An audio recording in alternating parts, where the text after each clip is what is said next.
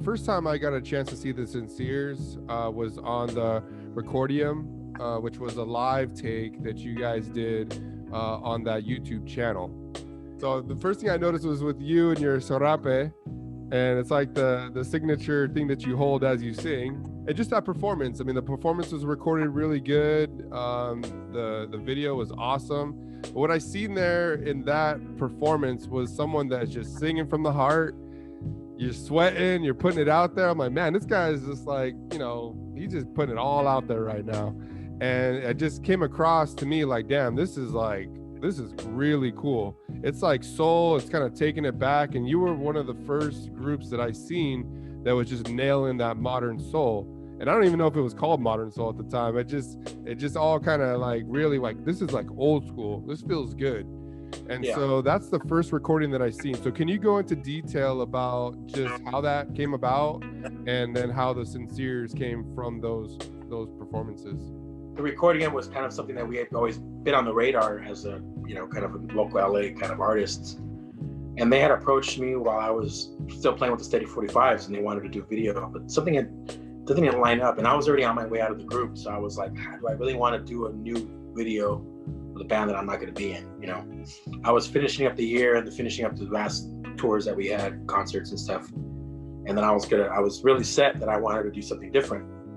And, you know, so I kind of took a break from the touring and the shows. And, you know, I told myself that if I do a project, if I want to get something out, I want to go and hit up Recordium, see if they want to do it, you know, just to get some content out. And, you know, few months had passed by where I wasn't playing shows, I was just writing, and I was just kind of figuring out what I wanted to do, because I really wanted to transition and be in the studio more. So I had written Seems Like, and we had played it a few times at a bar, because at the same time I used to have like this bar band, it's called JQ and the Review. And we used to do like Ray Charles covers and stuff like that. And we had played this song Seems Like. And, you know, like we never got a chance to record it because the group kind of fell apart, just lost touch. So I really wanted to get this song recorded, and I wanted to do an acoustic video. I was gonna go on myself and do it. So I had in my head, I'm gonna go over there, I'm gonna get the nice camera, I'm gonna do it all sentimental and just, you know, sing my heart out. And, you know, I showed up and it was just completely insecure and didn't want to do it alone.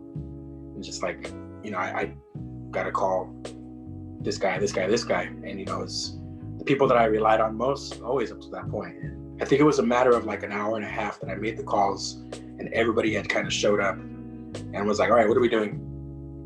Leave the chords, boom, boom, boom, here's a song. A couple of them knew it already because we had played it a couple times. And whoever wasn't available, I filled the spots. You know, my drummer that I wanted to be there wasn't there available, so I had to call another guy.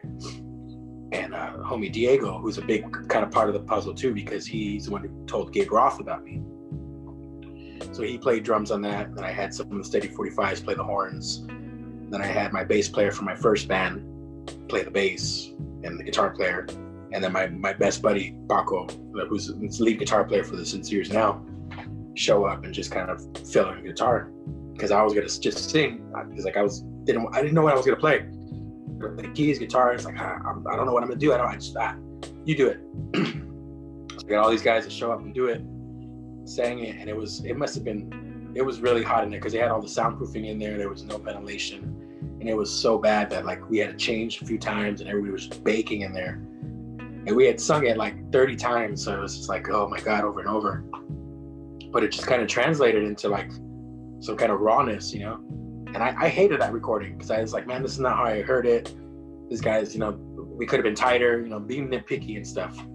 But I recorded that song several times, even with Penrose, and people still prefer the live version just because of its rawness and what it captured at that time, you know what I mean? So that's something that made me learn, like, to be a little bit more, you know, not to be so like heavy on what your vision is, but like whatever people are receiving, and to like let them tell you what they want, you know? Yeah, and that's an amazing story that you kind of just gathered these guys like on the last kind of seconds and created this video. This videos are like past the 3 million mark. They're 3 million plus in views. So now that you have like this forest fire that started from like a single like acoustic, you know, opportunity, and now you got the band together just to, you know, kind of put this out there to fill the obligation. Now you got this big old forest fire of people that are just like, I want this music, including myself, because like I mentioned, I mean, watching that video, there's a certain rawness that you have that you just nail on that. Your voice sounds great, the band sounds great. You say it's loose, I say it's super tight. But now you have all these people that are really wanting this music. So where do you take this? What's going through your mind? I mean, after the performance, we didn't think anything of it. Everybody went home, regular day, you know. I think it took like maybe this whole time, you know, I think it was like maybe like 3 or 4 months where it was building up and the views were coming up and like people were sharing it and stuff from when it debuted or whatever, you know. And like I had forgotten all about it. It's like just another thing that I had done earlier in the month. You know, because I've always been stretching, you know, pretty far out to do other things, lots of things at the same time.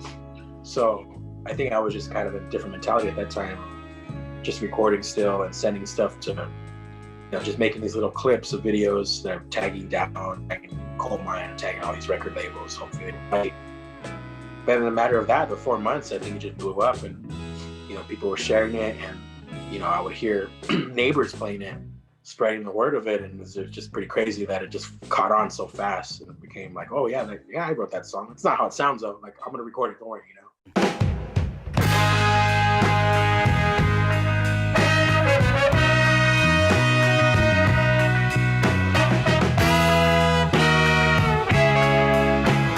Seems like this heart of mine only let go, and the art she gave to me just her night she called. Seems like this heart of mine just don't know about the pain that love may bring. That love can bring from the way that love may seem.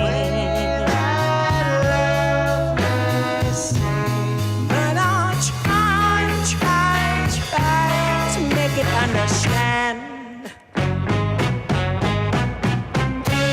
Seems like I lost my mind searching for love, and the pain I feel deep in my soul,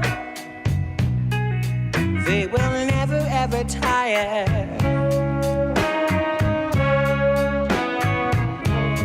Hurt by heat and cleansed by fire. So let it burn, burn, burn for you. Seems like this heart of mine